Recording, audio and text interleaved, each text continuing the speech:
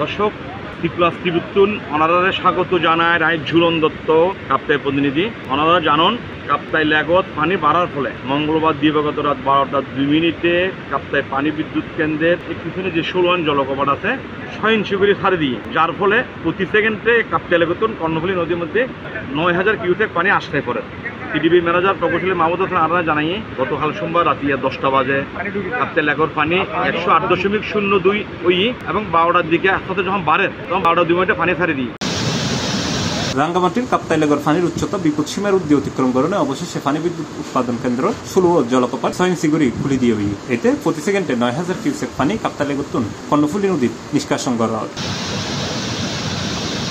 বিষয়টা নিশ্চিত করি কাপ্তাই পানি বিদ্যুৎ কেন্দ্রের ব্যবস্থাপক প্রকৌশলী মাহমুদ হাসান গণমাধ্যমের হয়ে আগস্ট 4 তারিখ সোমবার 12টার আগে কাপ্তাই লেগর পানির উচ্চতা 108.05 অতিক্রম করণে অর্থাৎ বিপদ সীমা অতিক্রম করণে 5 আগস্ট মঙ্গলবার দিনগত রাত 12:02 পানি বিদ্যুৎ উৎপাদন কেন্দ্র 16 জলকপাট 6 ইঞ্চি করে খুলে দিয়ে হই।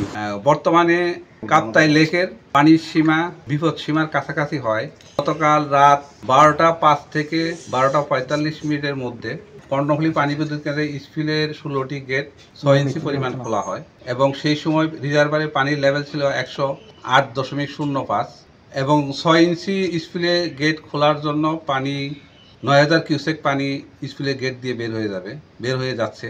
এমনি কাপ্তাই পানি বিদ্যুৎ উৎপাদন কেন্দ্রের 500 ইউনিট হইতে বিদ্যুৎ উৎপাদন সচলতা হলে এই 500 ইউনিটের মাধ্যমে আরো 32,000 কিউসেক পানি কাপ্তাই লেগরতুন কর্ণফুলী নদীর নিষ্কাশনের বলে জানাই বিদ্যুৎ উৎপাদন কেন্দ্রের কন্ট্রোল রুমের দায়িত্বরত প্রকৌশলী।